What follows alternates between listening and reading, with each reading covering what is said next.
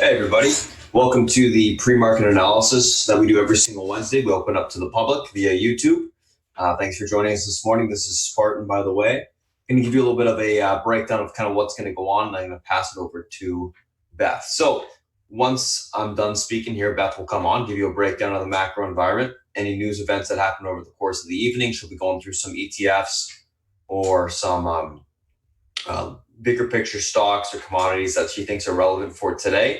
Once that's done, I'm going to come on and give you a breakdown of the individual names that we're looking at. We're going to be talking about the stocks that are gapping up, gapping down, going through an action plan for those names, as well as the SPY and the FANG.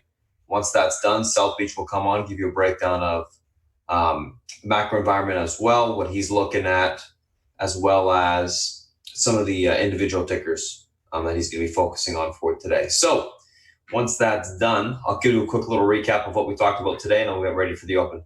So without further ado, I'm going to go ahead and pass over to Beth for a little bit. And thanks for joining us this morning, guys. Talk to you soon. Beth, it's all yours. My friend, good morning, good afternoon, good evening, my friends.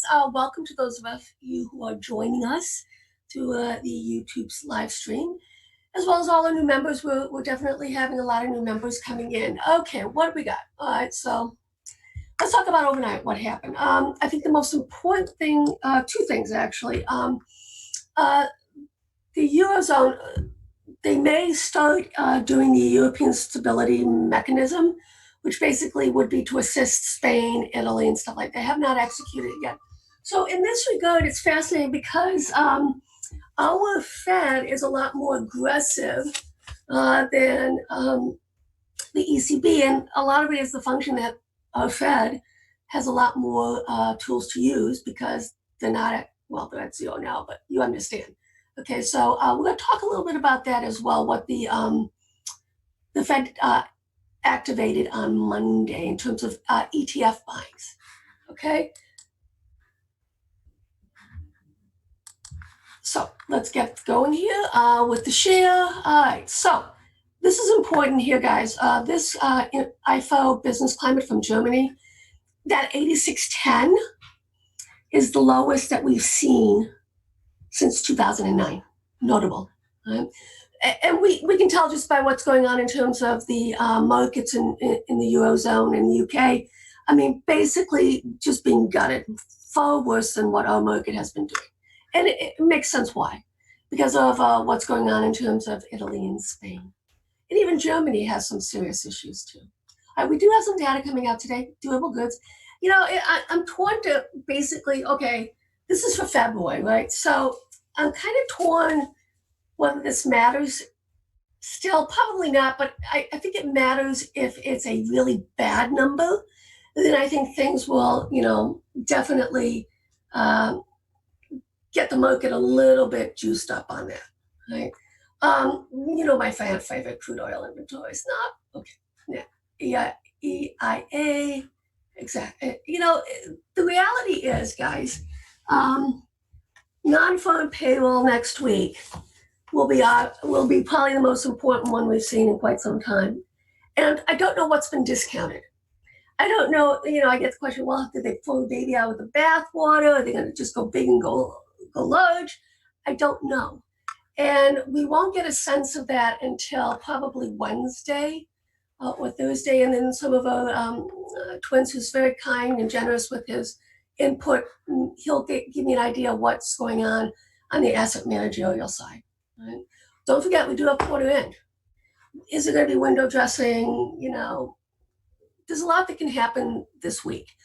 My goal, what I'd really like to see is markets was bought up, market sold down. If market can reclaim the bid, that would be like somewhat positive. I mean, maybe we can get 2 green days in a row. It doesn't have to be a lot of green, guys. Just a titch green. All right. This is important. This one came out in South China Morning Post. Okay, U.S. firms. They're going to have to do something, I think, in terms of going forward. Will they basically set up shop in the U.S. on the manufacturing side? I don't know whether, I mean, it's hard for them to look at other countries because the tentacles of this coronavirus is global. So let's see how this plays out. we really don't have a sense yet, and I think that Apple would be a good indicator. But don't forget, China is probably way ahead of us in terms of opening up domestic, taking off the quarantine. Wuhan is still in quarantine. People don't realize that, but they've been in quarantine for quite a couple months now. And that their model does seem to be the one that's most effective. Basically shut everything down. That's pretty much it. Fear and greed. A little bit of a bounce, not bad. Okay, we'll take it. I don't know if this is as important as it normally would be because of the macro events. We know that in the past, the fear and greed index on the extreme side, on the downside, would bounce in single digits, right? The question is, because this is something that we've never seen before, do we have to reassess the importance of this? I still maintain that if it's like 3 or 4, I mean, on a risk reward, the risk is obviously starting to tilt to the upside than the downside. Overnight, we had some, pops in the VIX, which is interesting. TLT bounced as well. We'll see how it plays out. Okay. All right, what happened on Monday? The Fed has basically announced that they're going to be buying ETFs, but it's not stuff that but it's they call it the secondary mortgage corporate credit facility. This is really important, and the reason why is that the TLT is a reflection of liquidity. If the market feels that there's enough liquidity support from the Fed, then the TLT will stay dead and go higher. Right? Otherwise, it gets sold off. So whenever these the repos, anything that the market is having, mortgage-backed securities, all that stuff, if there's a credit crunch on that, right, then basically you have to see the demand pushing on the TLT, and that would obviously cause it to sell off. Demand versus supply. So this is LQD. It's kind of LQD. It's kind of interesting to see this. I guess the question is going to be whether the Fed is going to ask Congress to basically buy stock ETFs. They can do stuff within the corporate bond realm, but it's really tricky. And that's all they're going to do is basically investment grade corporate bonds. Something to think about. They did not do this, I do not believe, in the financial crisis. I may be wrong, but I don't believe that they did this. But they introduced this program, so I don't think there was any sort of ETF buying under that facility going back. All right, let's look at the price to book. This is kind of important where we are. Not as cheap as we would like it to be. Okay, so 2008, 2009, you can see like 1.5. Well, like, what are we here, 2.5? I don't know. All right, here's the TSX, the Toronto Canadian Stock Exchange. It actually, price to book, is actually attractive.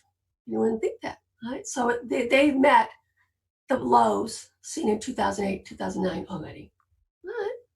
What does it mean? Well, obviously it's going to be bullish, right? Okay, well, for the Toronto Stock Exchange. For all our Canadian peeps out there, it looks pretty good. 1 month all the way out to 1 year. All right, let's look at the FTSE. It also has done a really good job of getting all the way back down to 2008, 2009 levels, price to book. Germany, the DAX, it is below 2008, 2009 price to book. So, I mean, this gives you a mirror into where we are in this decline. And this is why, obviously, on the Eurozone side, the European ETFs, okay, the equity indices are basically more attractive right now than the US market on a price to book. Just saying. Australia, same thing. Narrative is there, and there you go. So the only one that has not met the price to book, and not even close, is the US market. So that might explain, guys, why I'm seeing some EFA call sweeps coming in, as well as EEM. So we'll see if that continues to play out, because on a valuation basis, that's way more attractive right now than the S&P. All right, let's take a look at the dollar. Oh, I wanted to go over this with you as well.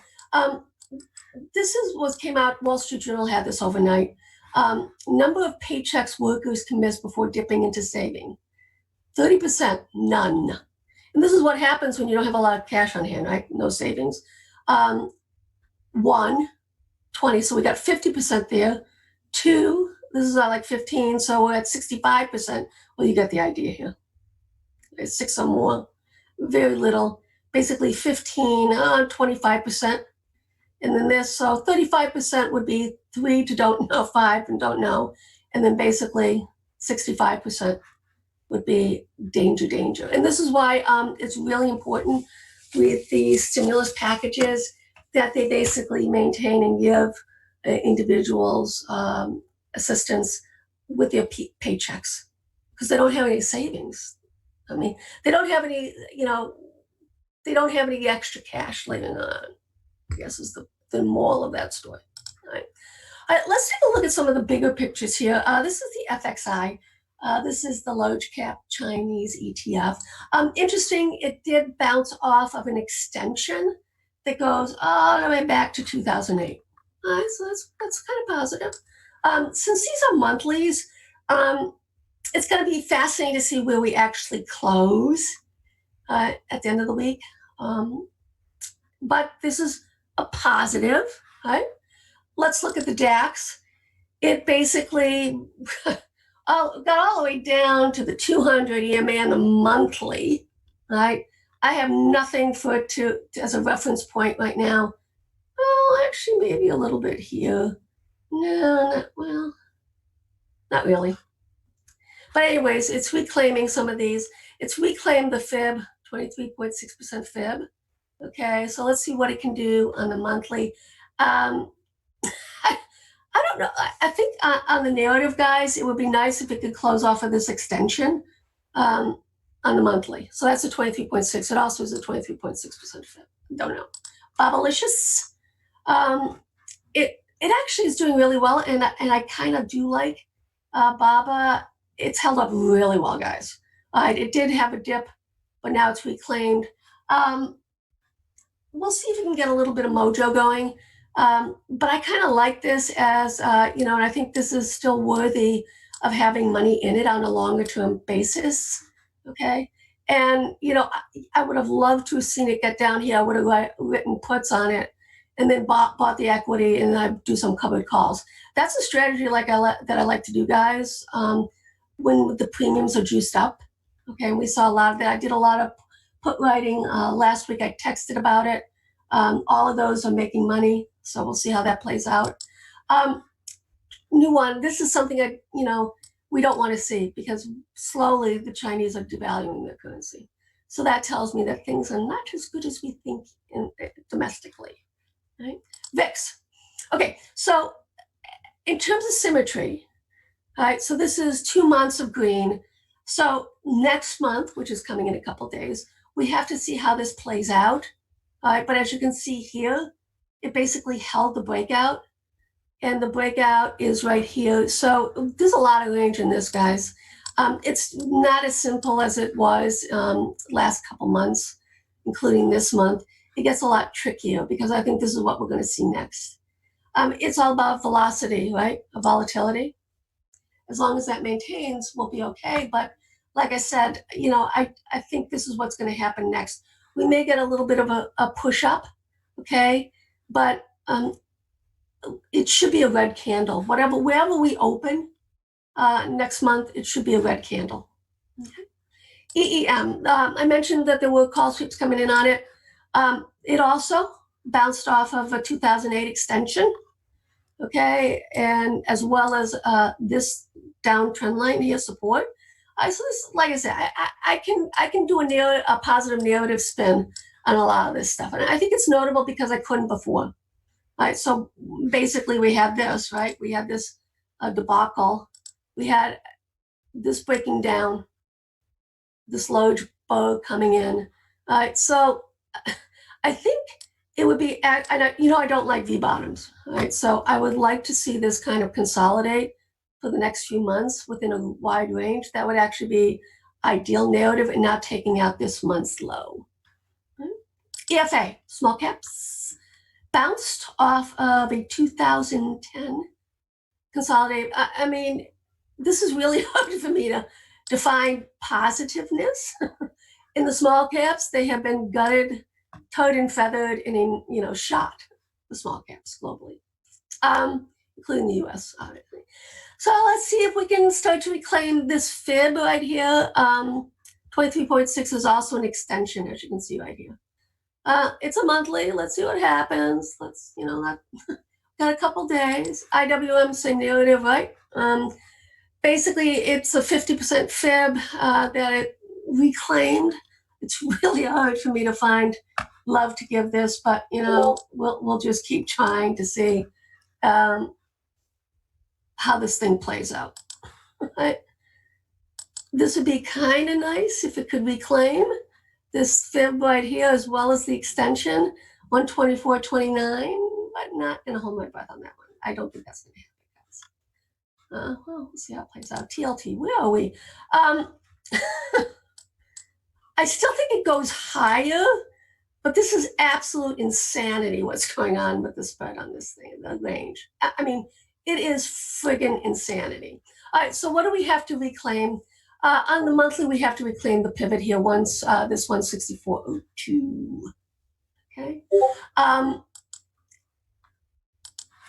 the intraday levels, guys, for those of you who follow me on this, 166.70 is your pivot on the upside to add in another half position.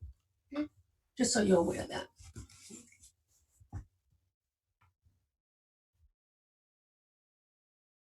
Okay, so Bullard just came out and said that after a short-term unparalleled shock, economy will boom again. All right, he's talking the talk, walking the walk. All right, SPY, monthly. It was the worst. Well, I can't say that. IWM was the worst hit. This was also not a fun thing. 50, 100. We claim the 100, and I'm not exactly sure and I'm going to talk to Spartan about this, what he thinks it needs to maintain. He's been pretty articulate about that intraday, okay, in terms of his pivot points on the SPY, the 232.65, it's like, we've got all kinds of levels that he's been sharing with us that it bounced off of, and now we got some more levels he's going to give us, whether it's the 245.16, I don't know. We'll see what he says pre-market on the SPY. What would I like to see?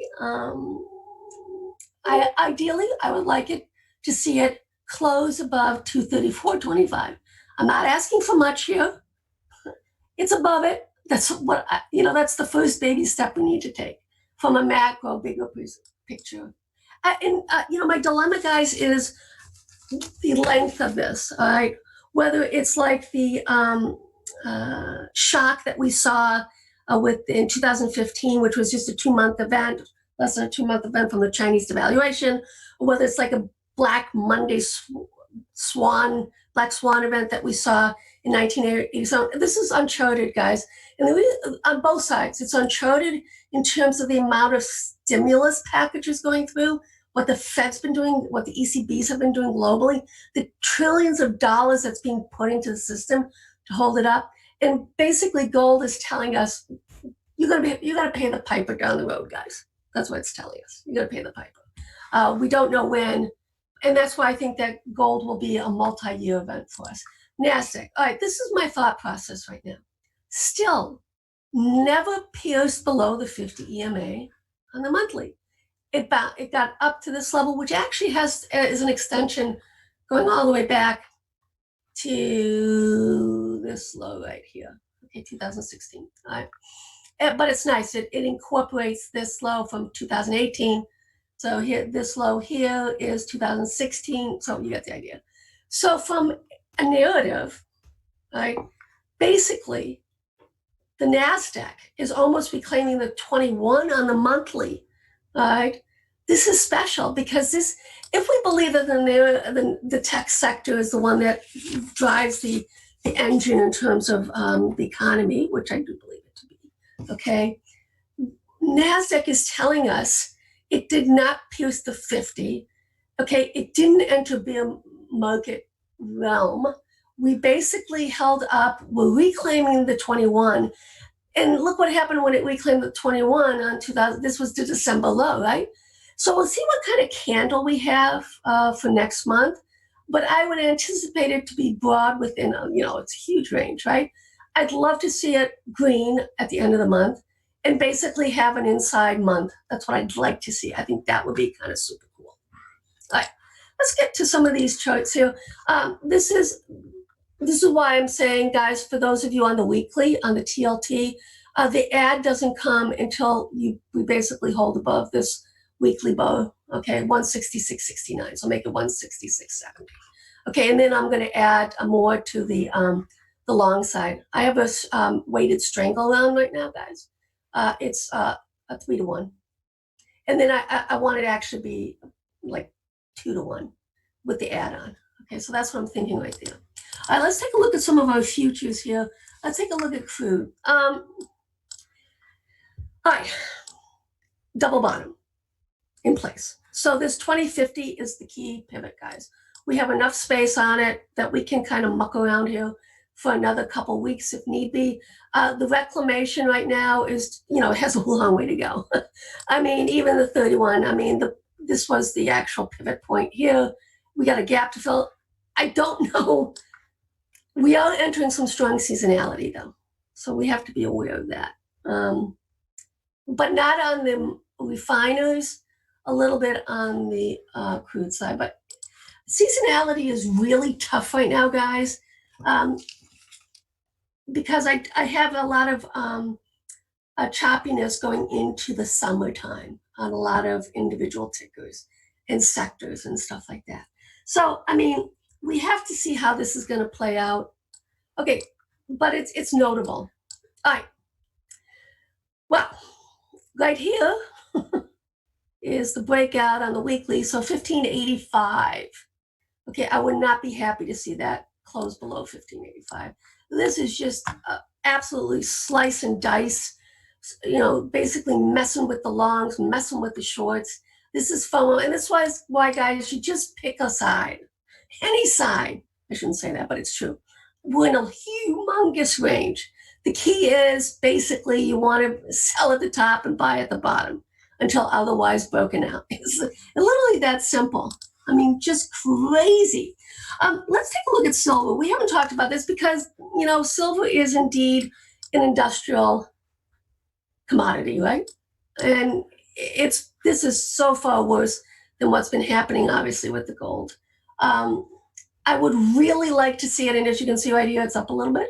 So it has a different narrative right now going on. And I'm actually amenable to it, to adding in. Well, I already have, we have some exposure on the silver side in the swing in the portfolio. I might add into it if we basically reclaim this point right here. Okay, so for those of you who are following me on that, on the commodity side, that will be the add-on. Break and hold above this high, which is 1263. All right, let's take a look now at some of our ETFs. Let's do the alphabet. XLV before my time is up quickly. Let's take a look at the healthcare. Got it. Positive. Bounced right off the 400 EMA. Notable. Okay. My time is up right now. Welcome once again to those of you who are joining us for the live stream. And welcome to those of you who are joining us as new members. It is my time to pass it on. My friend, are you ready? Yep, I'm ready. All right, guys, have fun. All right, guys, morning. What's going on? Let me just quickly switch over the screen here. So I'm gonna be, if you guys are new to chat, I will be posting the Discord link at the end of the YouTube stream. So once the YouTube stream shut down this morning, I'll send it out to you. If you want it a little bit sooner, you can email my admin. You guys know where the email is. Or you guys know what it is. It's the one that was sent from that was the onboarding email that was sent yesterday. All right. Let's take a look at kind of what we got going on today. Just log in here. There you go. Okay, so a couple things that we're looking at this morning, guys. Pre-market tickers on watch: Tesla, BA, Nike, UAL, Zoom, CTSO. A couple different names that are gapping up. We'll be taking a look at the market in the FANG as well, seeing what's going on there. So first couple names that we're looking at today, like I said, oops, let me just bring this back up. Tesla, BA, Nike, UAL, Zoom, CTSO. Tesla, gapping up continuation from yesterday's move. Actually, quite a bit big of a move this morning, went to $569 in the pre-market. We'll see if we can get further continuation there. Currently up, $25 from our overnight. We'll see, how well those calls do. Should be up a decent amount. BA, Boeing builds on gains after Senate deal, $50 billion in support of airlines and related. Also can restart their production 737 MAX in summer. So stocks gapping up there. Nike earnings beat EPS and revs 5.1% growth year over year. Stocks gapping up on that. UAL gains after Senate deal, $50 billion in support for the airlines. Zoom bouncing from last day's sell-off. Article from Forbes actually on the increase in the download of the application, which was I think they were reporting 1,200% increase in download from February 22nd to March 22nd, something like that. And then CTSO, Cytosorb used to treat more than 70 critical ill COVID-19 patients. So basically another, small stock with a COVID-19 PR. Classic. Anywho, let's take a look at what we got going on this morning. We'll take a look at SPY and stuff later. Tesla and BA next, our first two up. So let's take a look at Tesla here, guys, from a technical standpoint. What's going on? Just going to delete some old lines here. Just clean it up. There you go. There you go. So Tesla's gapping to up. Nice little curl in the pre-market, holding the EMA support. Pivot today to the upside is going to be 543.25. If this level is able to hold, we got room towards the 583 level on the upside. One sec, guys. I'm just going to do this real quick. Just going to extend these. There you go. Got room towards 583.18 to the upside, and then into that 600 and 1250 area on the upside. Unable to hold a pivot, which is that 543.25 level. Look for a pullback to 518.20 or 518.12 to the 549.20 level. That level breaks. We can see last day's low 474.11 on the downside. Overall on Tesla today, guys, going to be leaning bullish, looking for continuation to the upside. Like the chart, I think it looks bullish. I think we can see further continuation to the upside. So that's what we'll be looking for today. Let's take a look at BA. So stocks gapping up, massive push, basically in the last 2 days. Very impressive. It's pushing right into the short-term EMA support. It actually got rejected almost at that level, which is almost directly at that level, which was at 153.20 level basically this morning.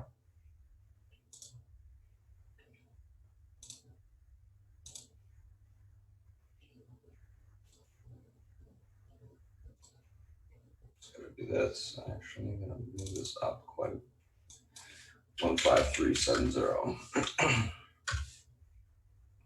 There you go. That's what I want.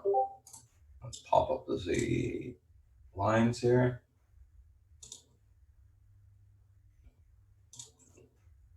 Just see where we're at.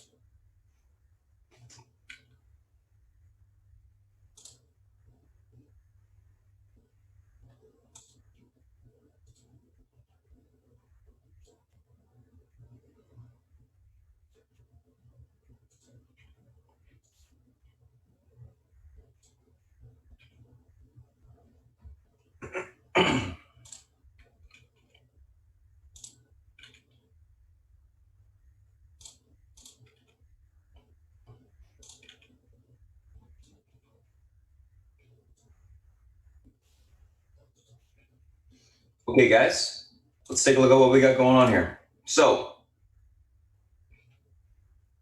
that 15371, let's call it 153.67, same area.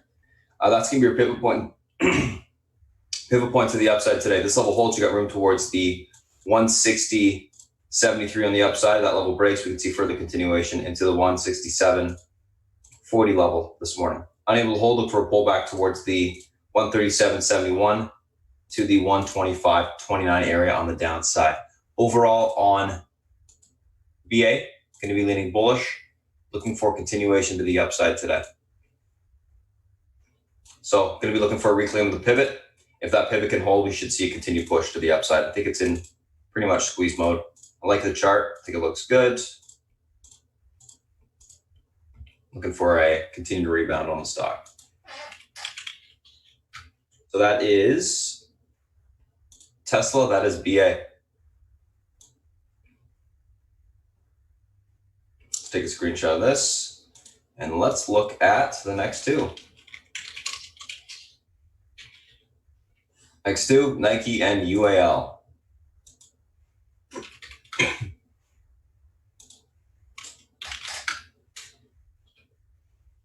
Let's get rid of all these on Nike. Start fresh. All right, so Nike gapping up 7 points. We're at about $80 a share. Nice move from the earnings, that's for sure. Let's mark this level here.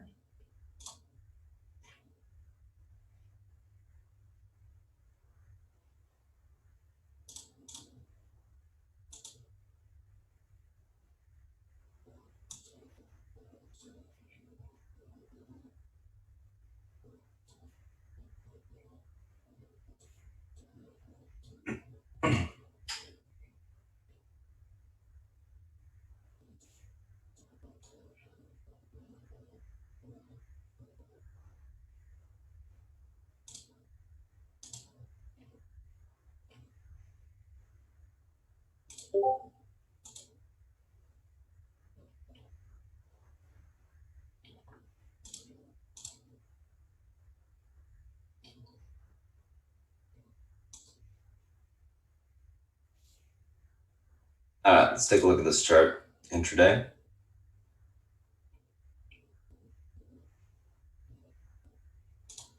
All right, what's going on here? Nike. 81.36 pivot, unable to hold. We've got room for continuation towards 78.15 to that 74.32 spot. Levels able to hold. We can see further continuation to 85.61 to the 88.25 area on the upside. Sorry, 88.12 area on the upside. Overall on Nike, going to be leading. I'm actually just going to do this. Zoom in so we can actually see it, and then I can just remember that level, 88.12.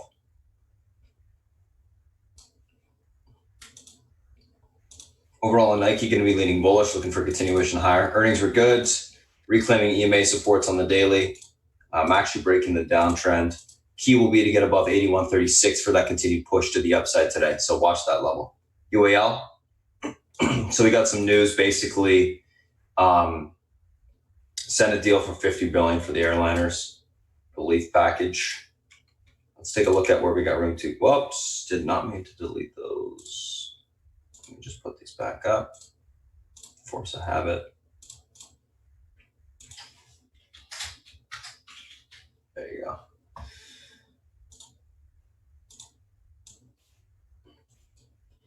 Get rid of this. Get rid of this.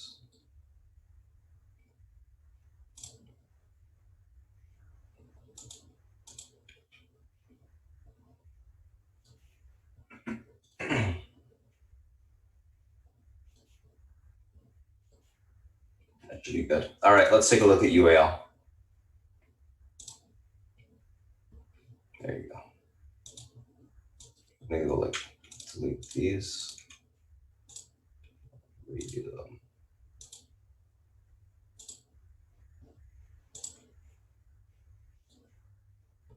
Okay. So UAL, guys, what's going on here? Stock's gapping up, obviously. The 37.34 levels will pivot to the upside today. This level holds, we got room for continuation towards 41.86. If that level breaks, we can see further continuation into the 46.03 level. Unable to hold, look for a pullback towards 34.10 to the last day's low, 29.87 on the downside. Overall in UAL, I am going to be leaning bullish on this as well, looking for continuation higher today. Key is going to be a hold of that pivot for that continued push to the upside. Overall, I think it does look pretty good though. So that's Nike, and that is UAL.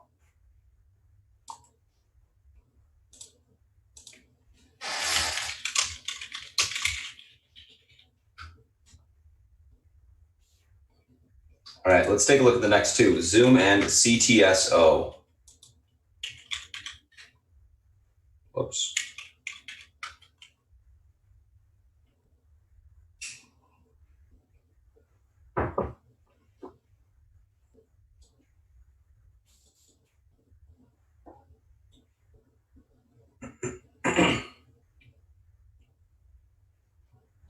All right. So we got a little bit of a bounce on Zoom after last day's sell-off. 34.80. Okay, put that one back up.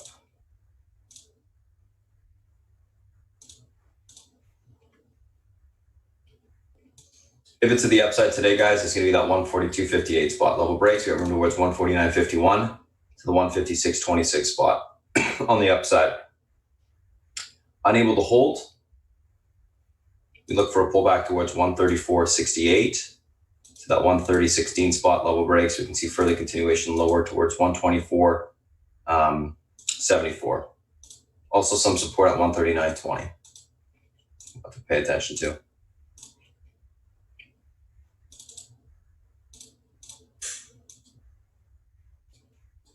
Again, pivot to the upside is 142.58. I am leaning more on the bullish side on Zoom. I think it should bounce.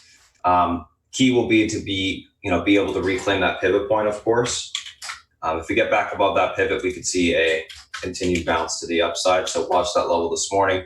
Confirmation is needed, aka a hold above that level for, I would say, at least a couple minutes out the gate, and then you can get a directional push. CTSO. COVID name, gapping up on news. We're selling off a little bit now after its push this morning. But could create a little bit of a flag, so we'll see what happens with that.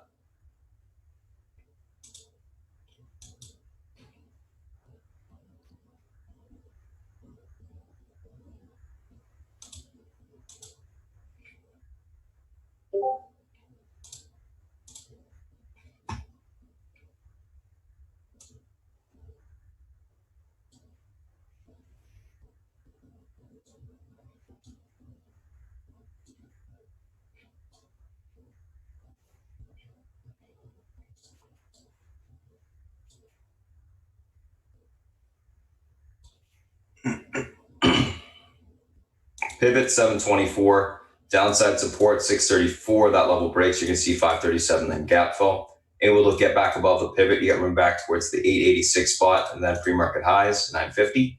That level breaks. You can see 1022 on the upside. Overall, going to be leaning bearish unless it gets back above 724. Then obviously you can look to flip it long. Testing EMA support in the pre-market. We'll see whether or not it's able to hold that level, aka like 640s. So that's Zoom, that's CTSO.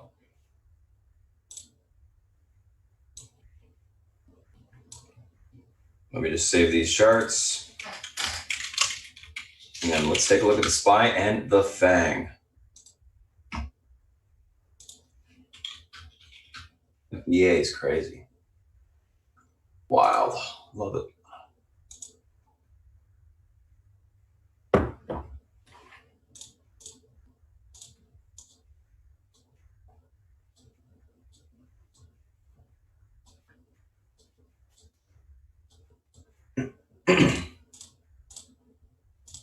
Okay. So let's take a look at the SPY and FANG.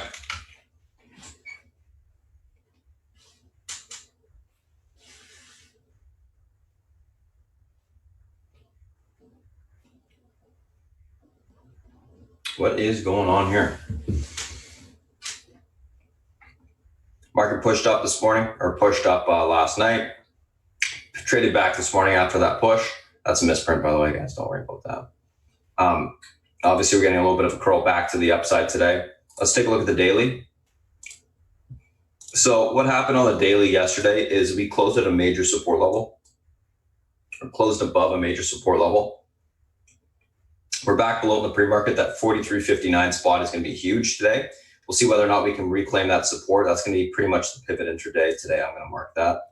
If we can, we got moved back towards 254s on the upside. Unable to do so, we're going to sell off. And I think I don't have it marked.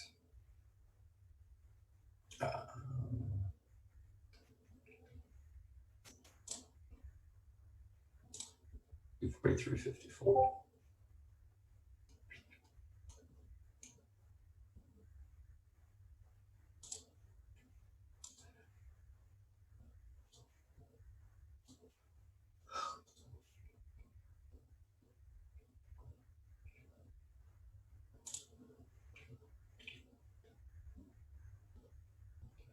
No, it's gonna be too much.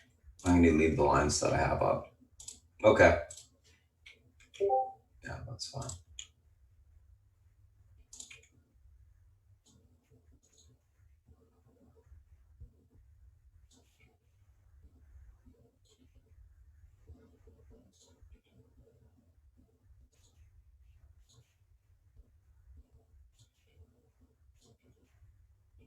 Okay.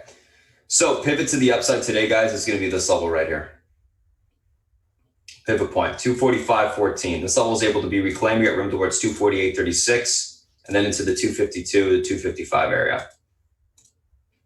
Unable to hold 245.14. Look for a pullback to 240.37. The level breaks. We see 235.97 and then last day's low area just below at 232.71 on the downside. Overall on the SPY, unless we can get back above that pivot this morning, guys, going to be leaning more on the bearish side, looking for a continued pullback. Most of the rally, well, almost all the rallies have not been sustainable. One thing that's changed from before is we did break the downtrend on the daily. So that's a different, or that's something a little bit different. Obviously, we can take a look at the hourly and see that we did break the hourly uptrend as well. So just take note of this, guys.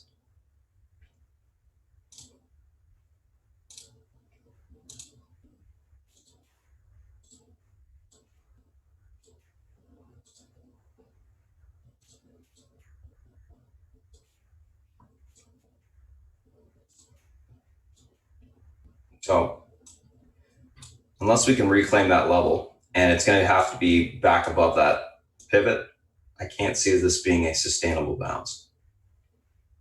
We'll see. It's going to be a big level to be tested this morning, that pivot. So have to watch and see what happens. I'm going to delete this level. We already know that it's above the pivot. It needs to get back above the pivot, so just so you guys know. So that's the SPY, guys. I'm going to be leaning bearish unless we can reclaim that pivot point this morning. Let's look at Apple. It's an interesting day because there's a lot of different names that are gapping up with the market down. Case in point, Apple's up.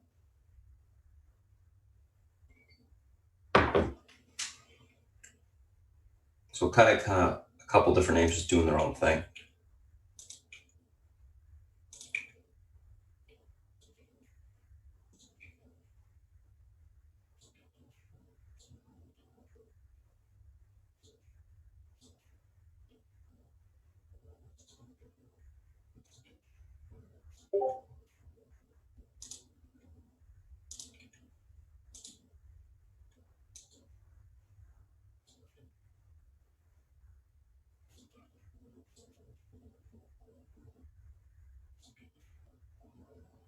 Okay, this should be fine.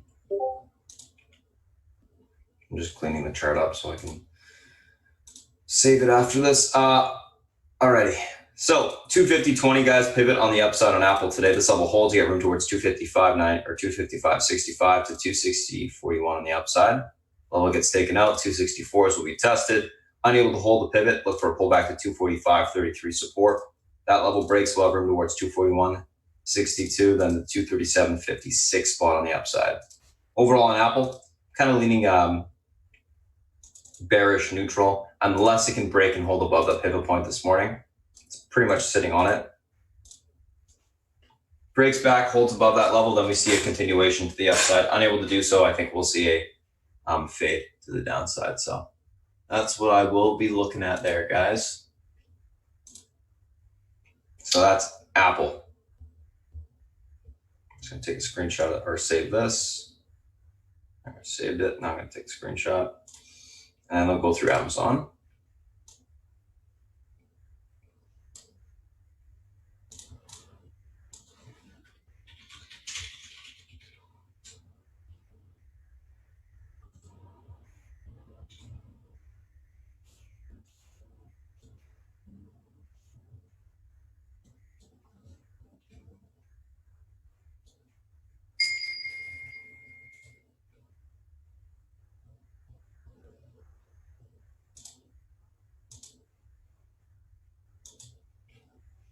All right, Amazon, let's take a look at this.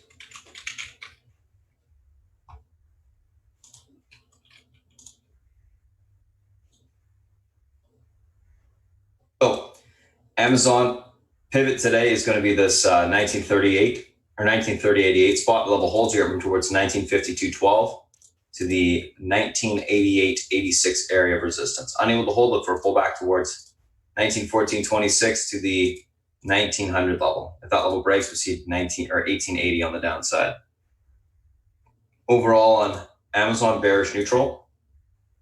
That's the way I'm leaning. Unless we can break and hold above the pivot, I think we'll see a fade back to the downside. Hopefully I'm surprised. I would like to see the market rally for more than one day in a row, but I'm just going to play the charts as always.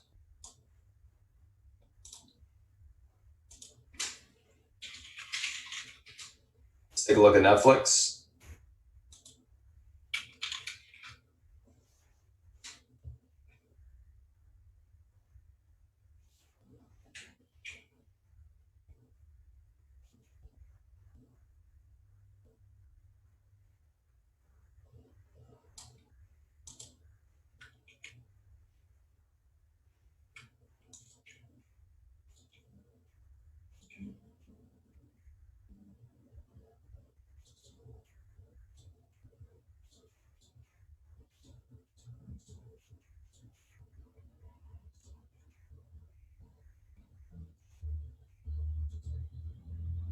All right, Netflix pivot to the upside today, guys, 360.95. Level holds, room towards 366.26 to 371.63. We break through that, we see 378. Unable to hold the pivot, look for a pullback to 353.14 to the 346.45 spot on the downside. Overall on Netflix, going to be leaning actually more on the bullish side, looking for a continuation today. Pretty much got hammered yesterday. I think that it was just selling off some profit taking as money rotated into some of the cheaper, higher beta names yesterday.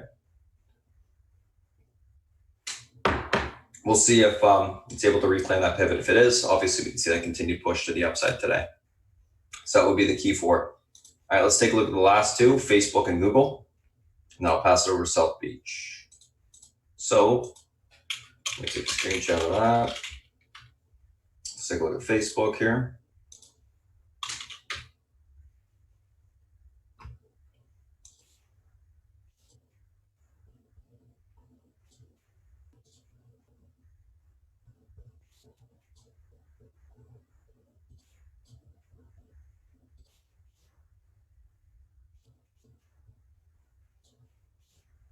All right, 159.61 pivot, levels unable to hold, room towards 154.69 to the 152.55 spot on the downside.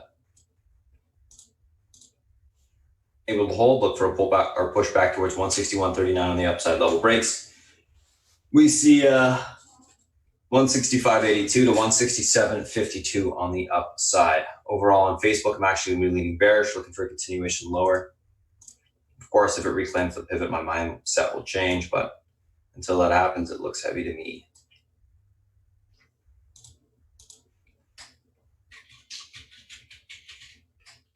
That's Facebook. Let's take a look at Google.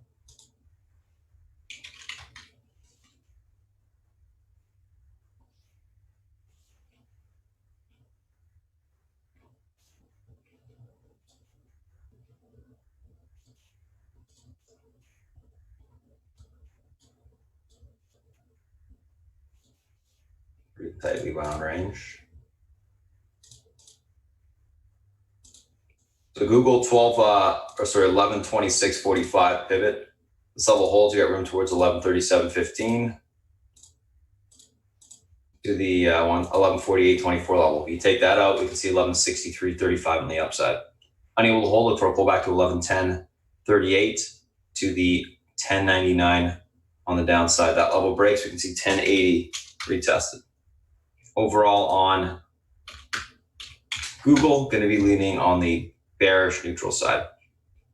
Keep an eye this morning, guys, in the pre-market. Tesla BA flagging right now. Zoom as well. It's actually a decent amount of range setting up. Since we got a little bit of time left before I pass it to Selfie, guys, which I will do in like 2 minutes, I just want to go back to the SPY and take a look at the VXX as well. So the market, the one thing that's different from this entire month sell-off, guys, from a technical standpoint, we're above the downtrend. Market has reclaimed some short-term EMA support, which it's being rejected off of every single time, except for the last 2 days. It's actually broke and reclaimed it. We're getting into, I guess, like medium-term EMA support. If it can break through that level, then there's a high probability we'll retest the longer-term EMA support, which should be at the 255 area. So 243.50 reclaims, we can get a continued push to the upside. If we do push today, again, we go green this morning, I do think you're going to see a squeeze on the market again. I think people got short at the end of the day yesterday. So we'll see. One thing to be watching as well is there's a VXX, a couple different levels. The key one I'd be looking at for today is right here. Basically this 49.47 level, huge level. If this level can hold, then the VXX will pretty much trade back into this range up there, 61.68. Unable to hold, we trade back down towards 41.39, and then you're going to see a further breakdown on the VXX towards 32.86. So it's going to have some room to the downside if that level can hold. So we'll see this morning. A little bit of resistance at 52.40 as well that we got to pay attention to on the monthly. I'm going to mark that actually. 52.40 on the VIX. This is the key range support I'm looking at right here. Resistance 52.46, range support unable to hold. You'll trade back down, I think, to 41.36. It's going to be interesting to see what happens. Anywho, I'm going to go ahead and pass it over to South Beach, guys. He's going to come on and give you a breakdown of the macro environment, what he's looking at today. And once he's done, we'll do a quick little recap of what we talked about this morning and get ready for the open. South Beach, if you're ready, it's all yours. Hey guys, good morning. Okay, let's see what we're looking at today. Okay, bond market's quiet. I think it's going to stay quiet, to be honest with you. We're at levels that are okay, and bonds really aren't what's moving markets right now. It's more liquidity and stuff like that. So bonds, Fed's quiet, Fed's done their job. Okay, now it's up to this package out of the federal government, which looks pretty robust, and hopefully it'll be enough. We'll see. China's nothing going on there. Talking about the EU, I would say it's probably the virus situation is probably worse over there than here. And in addition, they were probably either in or heading into a recession even before this hit. So they have their own issues. Election is on the sidelines until this thing clears up. Hopefully it'll clear up with plenty of time for these guys to run for office and campaign and do whatever they need to do. And then you have the virus, which is the overwhelming situation that we have. So where are we? What's the point of least resistance, et cetera, et cetera. I still think that we are in that yesterday was a counter trend move. It would be a typical bear market type of rally where you come in and it just rips your face off. Okay, we've seen that happen maybe, 3 or 4 times, where if you came in short, you never had a shot, okay? And that's why I've been advocating to stay small. That's why we all been advocating to stay small overnight. There's so much volatility intraday that you don't need the aggravation. Additionally, and as for me, I always like to trade playing offense. And if I came in the day having to play defense, I think it would ruin my cadence for the day and screw me up. So I try to stay small and not push the pedal to the metal until. And if I'm going to take something, I try to take something that I think is not S&P driven. Okay, so that's my thinking on that. I still think the most important thing is when is peak virus and how does it come out afterwards. I've told you that I think peak virus will be between April 15th and May 1st in New York anyway. And that's the big hotspot right now. This is the task force opinion, not mine. And they would be leaning towards the June 1st, which would make this Easter thing that Trump is indicating not a reality. So I think we'll be in this situation a little longer than he anticipates. There's a piece out this morning from Mario Rubini, who's a economist from NYU, who says this is going to be worse than the Great Depression. My personal opinion is he's smoking something, but that's where I stand. Okay, I don't think he's right. I think this was a black swan event that will be taken care of. But what you need to do is a few things. Number one, what does the world look like after this? Okay, and how is it going to change?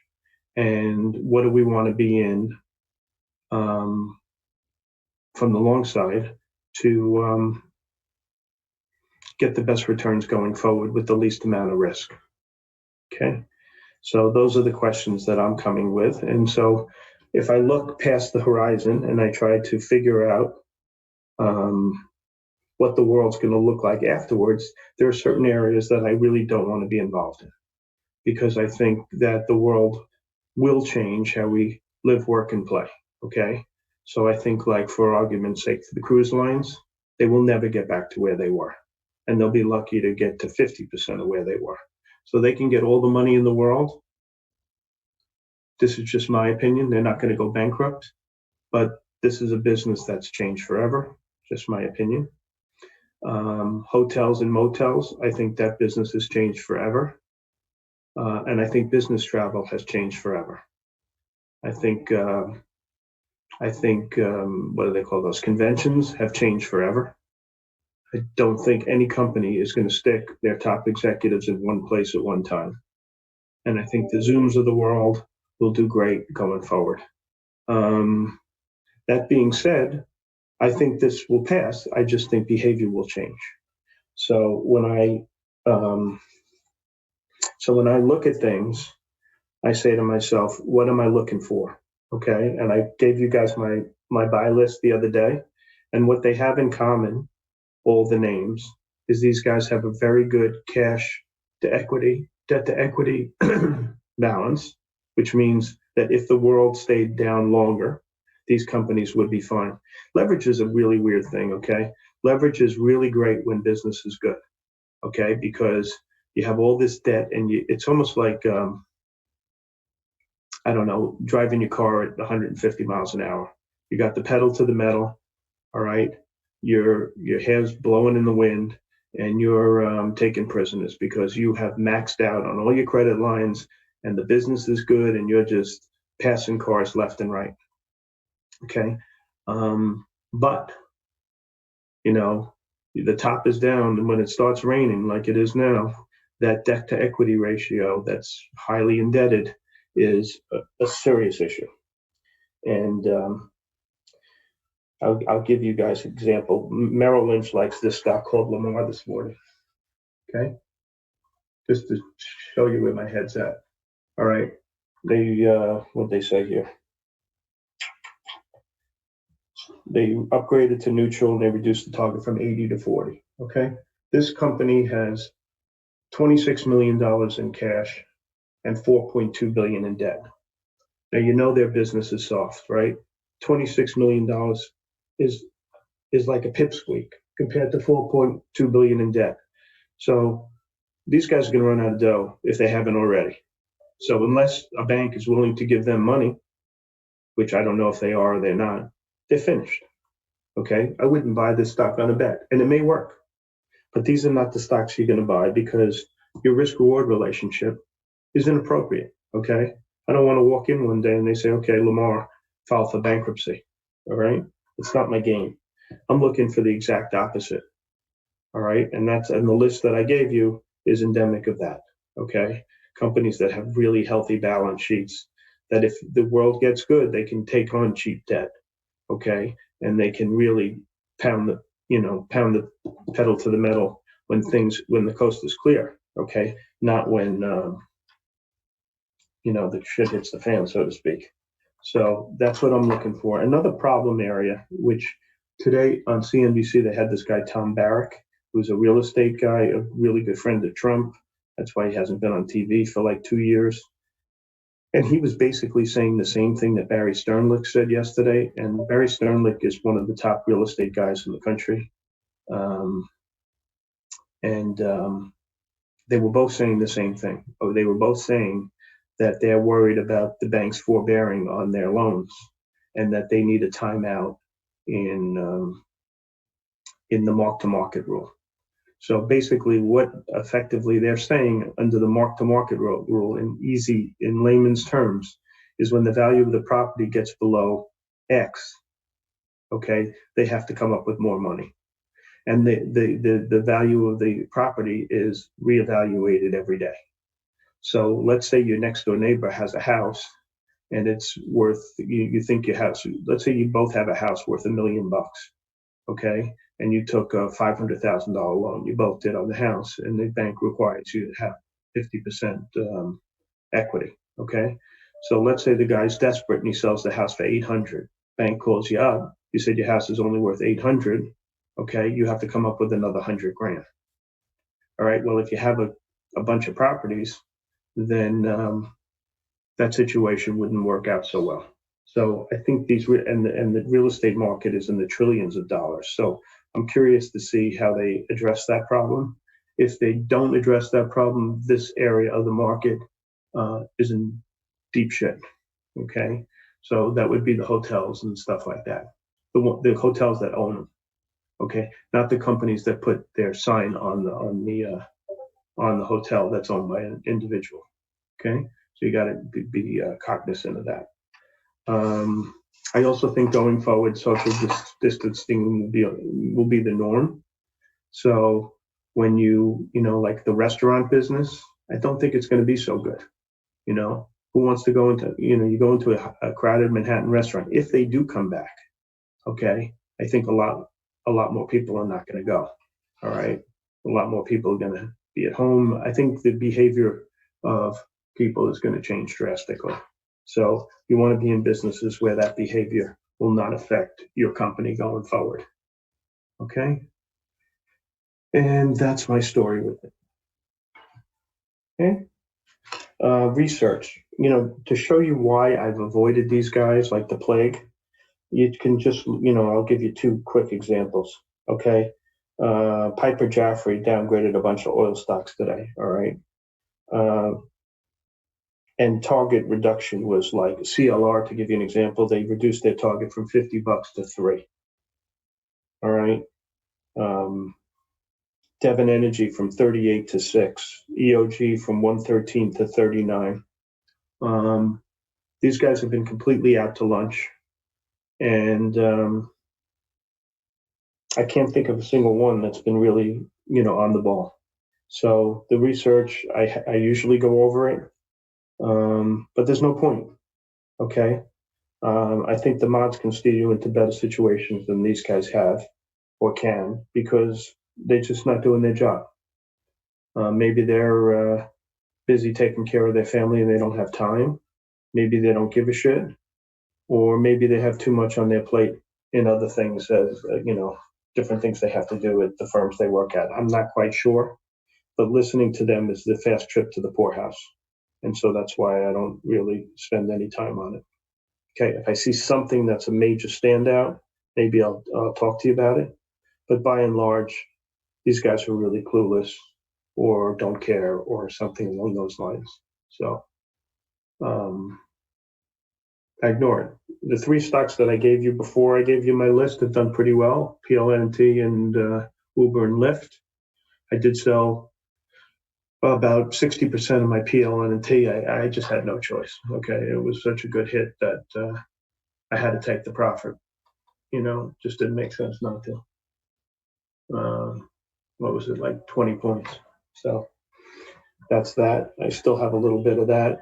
And as far as everything else, nothing's really changed. Yesterday, after the close, I got out a lot of longs that I had because I was just fearful that the futures wouldn't go up either way. Oh, there's one other thing I want to talk to you guys about.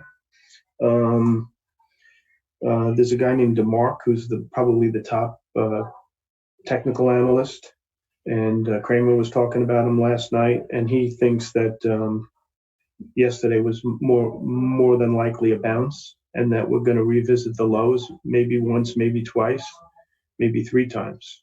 I'm just telling you, that's one of the reasons I sold a bunch of crap. Some of it for better, some of it for worse.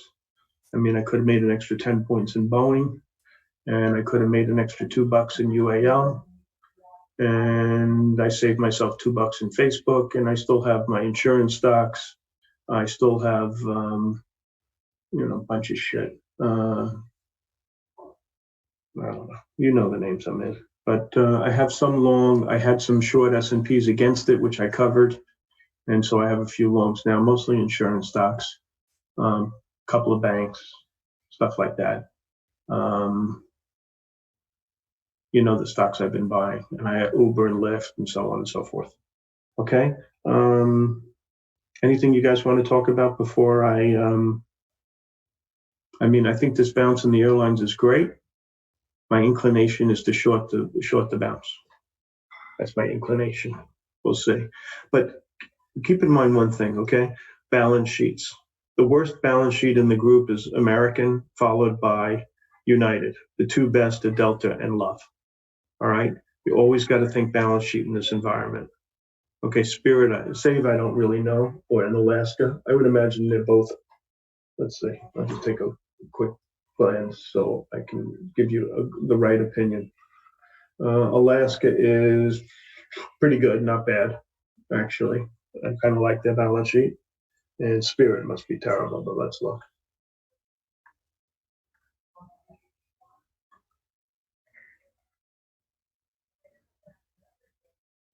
Spirit's not that bad either. Okay, so American has a ton of debt, and so does United. But I don't know. For some reason, I was long United. I don't know. I just think it was beaten up too much. And that's the story, guys. Do I like Campbell's Pork and Beans? I think Campbell's Pork and Beans could have a period of outperformance, just like Kraft. But at the end of the day, when this passes, guys, really, you're going to eat soup out of a can, or you're going to have cheese that you could put in a bomb shelter? I mean, really. Under the circumstances, people are buying their stuff like they haven't bought in a really long time. Okay, but these companies have crap products. Well, if that's what you eat, Jim says, that's cool. These companies make shit products that no one would really eat in anything else, in any other circumstance, but one-off events. And so Campbell's Pork and Beans and Kraft, which is recommended today by somebody, I think JP Morgan, it's a temporary bounce. So those are the kind of things like I do when I think the worst is over. I'll short the crap out of those three stocks. Okay, so that's my thinking on that.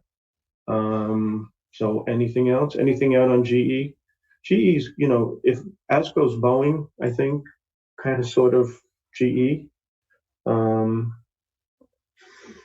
And that's that. I think the news in Boeing is good. I think Boeing's fine.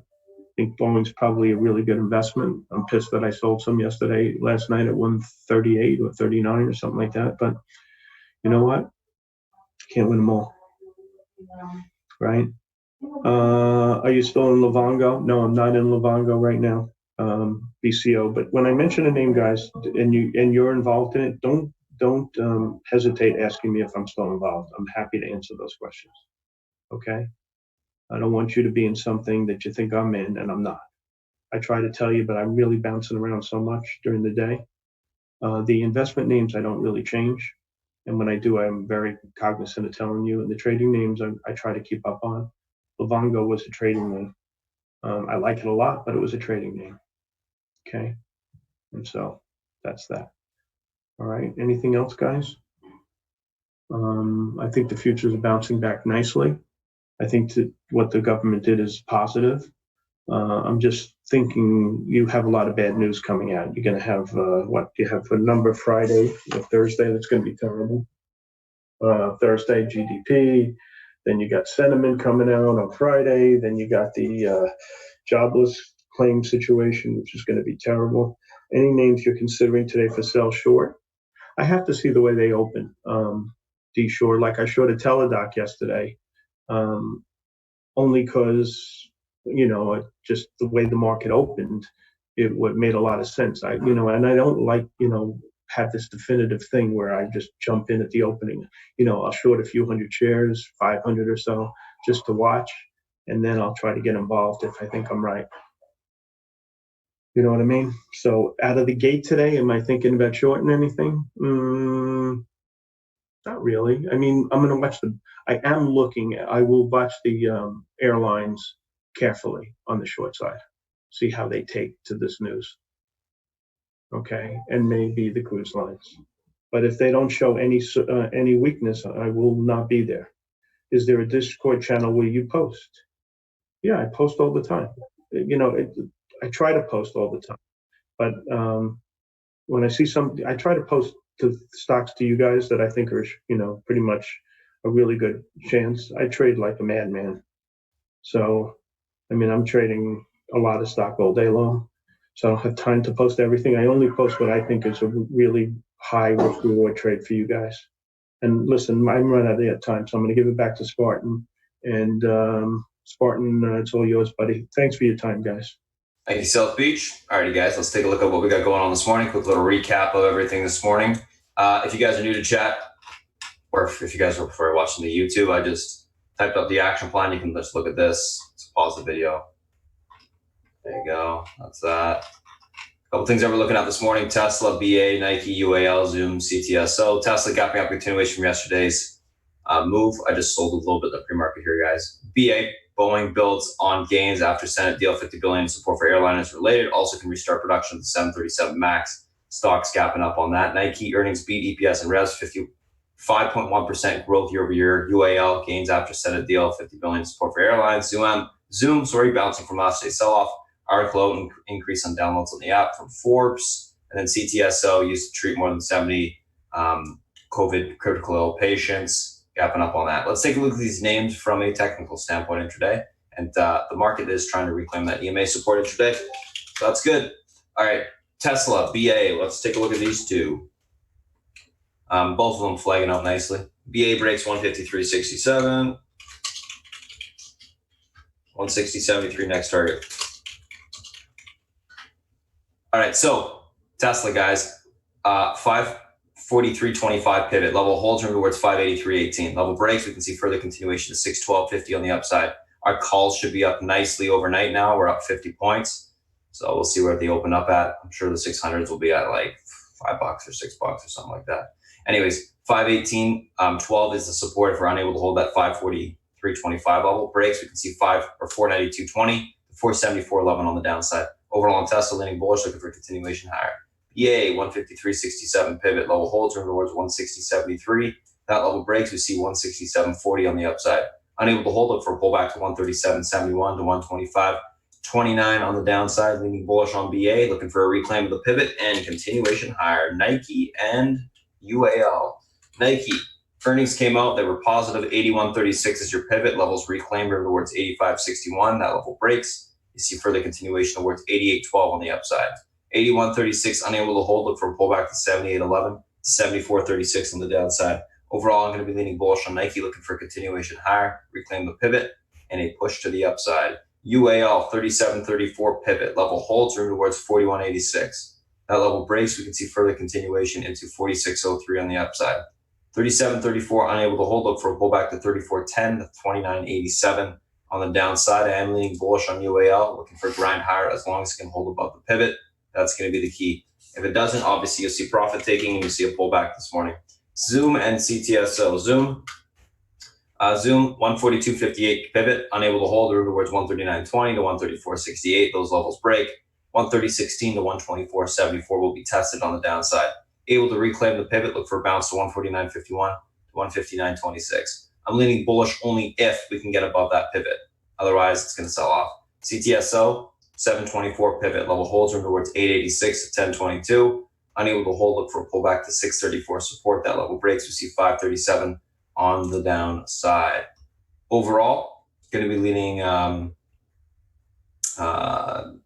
bullish only if we can get above that pivot for continuation to the upside.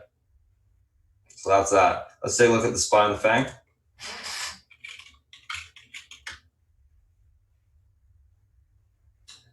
$245.14 pivot, level holds room towards 248.36 to 252.64. That level breaks, we see 254.76 on the upside.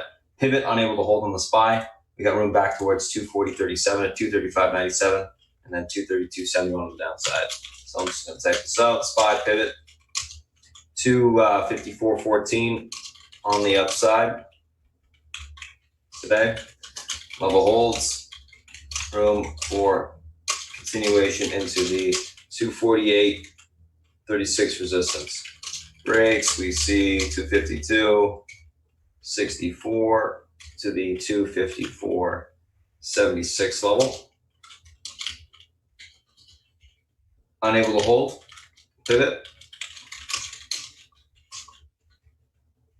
Room lower into the 240.37 support. Breaks, we see 235.97 to the 232.71 support.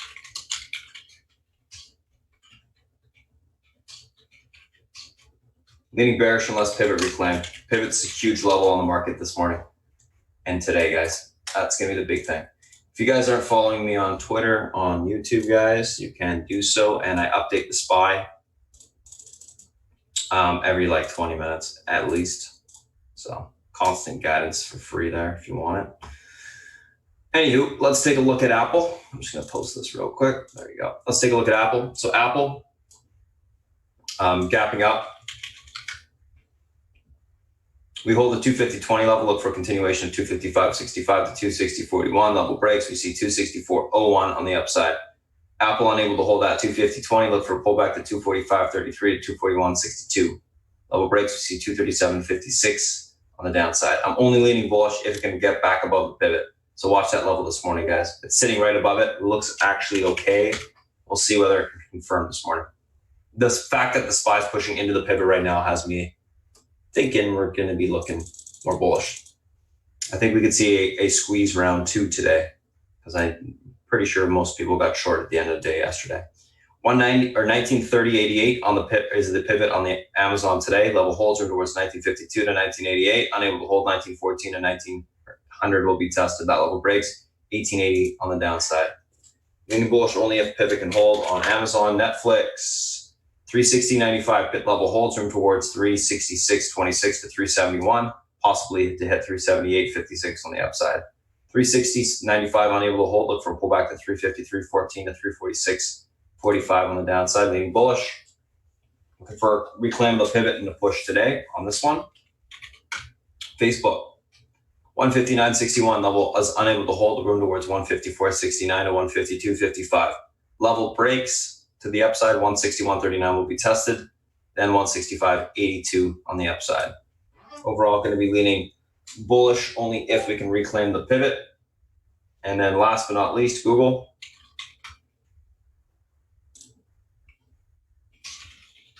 Uh, 1126.45 pivot level is able to reclaim towards 1137 to 1148. Unable to hold, look for a pullback to 1110 to 1100. That level breaks, we see 1080 on the downside. Going to be leaning bullish only if we can hold above that pivot. So that's the SPY, that's the FANG. Those are the individual names that we're looking at today, guys. Thanks for popping in. If you guys are just checking out the YouTube stream, we do this every single Wednesday. I'm going to close it down now. Get ready for the open, and we'll see you next Wednesday. Thanks for popping in. See you guys.